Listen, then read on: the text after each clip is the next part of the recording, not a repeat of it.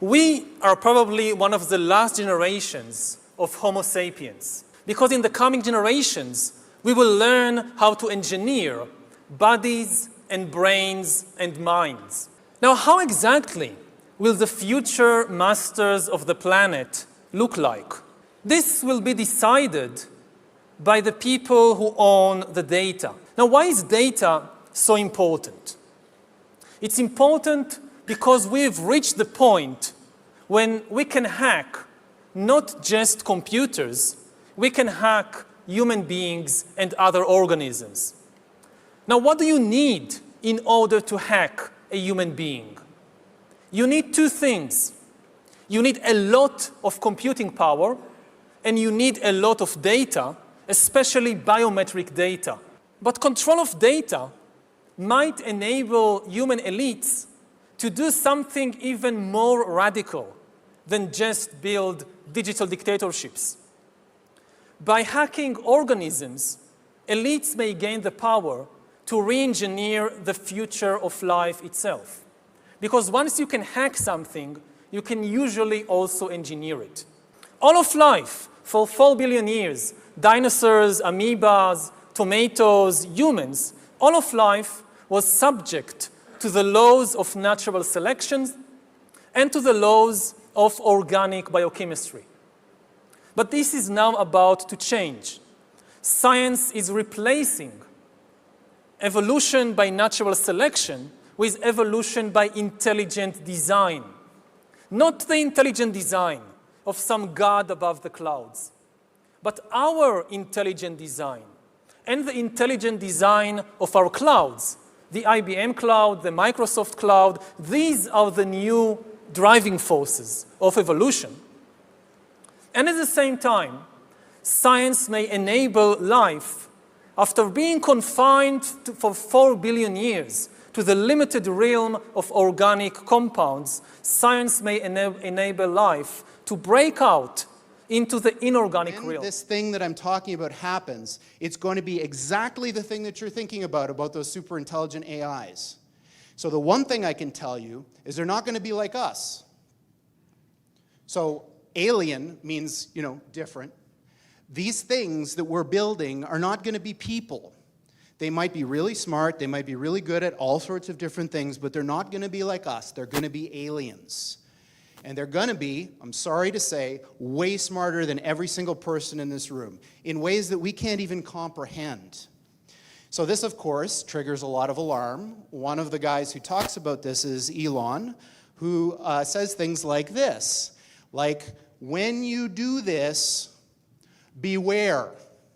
Because you think, just like the guy in the stories, that when you do this, you're going to put that little guy in a pentagram, and you're going to have your holy water out, and you're going to wave it at the thing, and by God, it's going to do exactly what you say and not one thing more, but it never works out that way.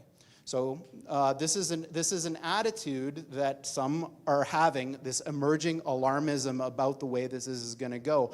But these words, demons, doesn't capture the essence of what's happening here. I don't know if any of you are turn-of-the-century weird fiction fans, but there's this guy named H.P. Lovecraft, who's a very famous American weird fiction author. And he espoused a view which is called cosmicism. And the essence of cosmicism is cosmic indifference. So what he was saying is basically, yes, there are these massively intelligent entities out there, but they're not good, they're not evil. They just don't give a shit about you even in the slightest. The same way that you don't care about an ant is the same way they're not going to care about you. And these things that we're summoning into the world now are not demons, they're not evil, but they're more like the Lovecraftian great old ones. There are entities that are not necessarily going to be aligned with what we want. So this transition is really, really massively important for our entire species to navigate. And going back to that thing that Sam Harris was saying, nobody is paying attention. This thing is happening in the background while people bicker about politics and what's going to be in the healthcare plan in the US. And underneath it all is this rising tsunami that, if we're not careful, is going to wipe us all out. So, on that pleasant note, we're hiring people to try to make something like this happen. Of course, this is a very difficult project, of course, and I'm kind of a little bit tongue-in-cheek about all this, like, how bad things are, because it's not really like that. Technology is a double-edged sword, even something like this. It's agnostic, it depends who wields it.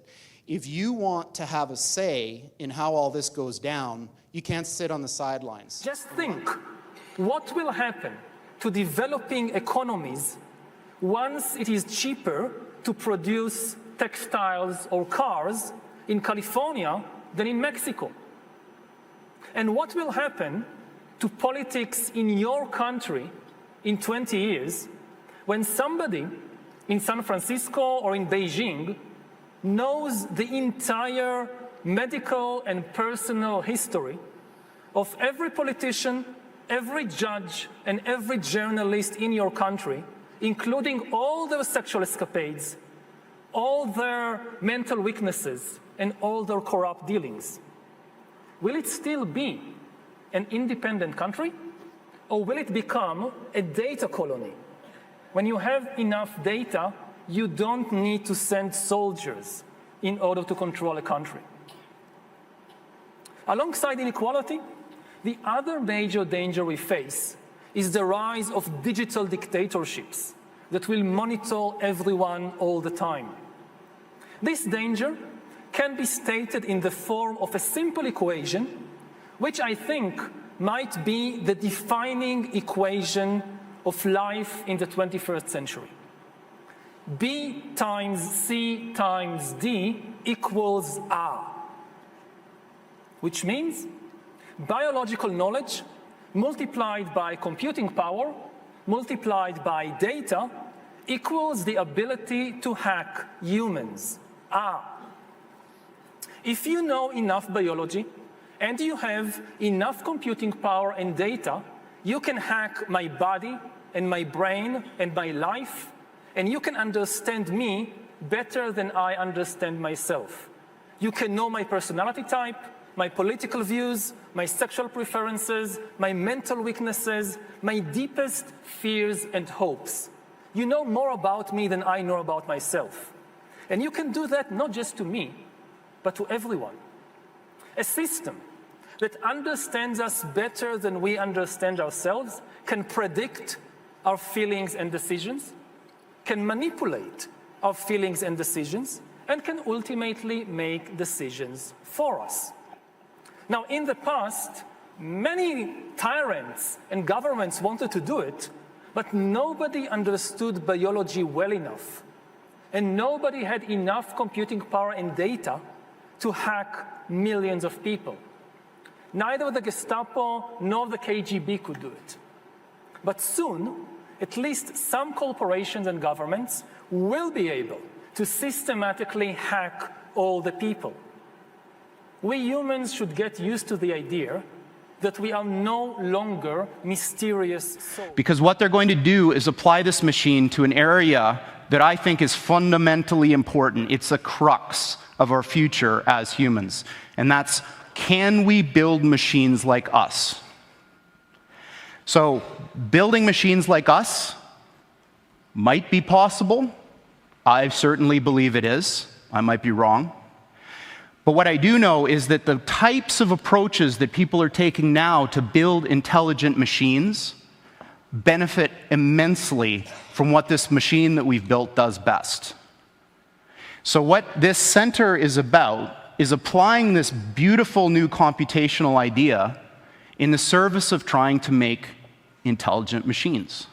Now, I can't think of anything personally any cooler than trying to use quantum computers to build intelligent machines, so this is very exciting to me. And this is this particularly poetic way of framing the difference between the machines we build and conventional computers.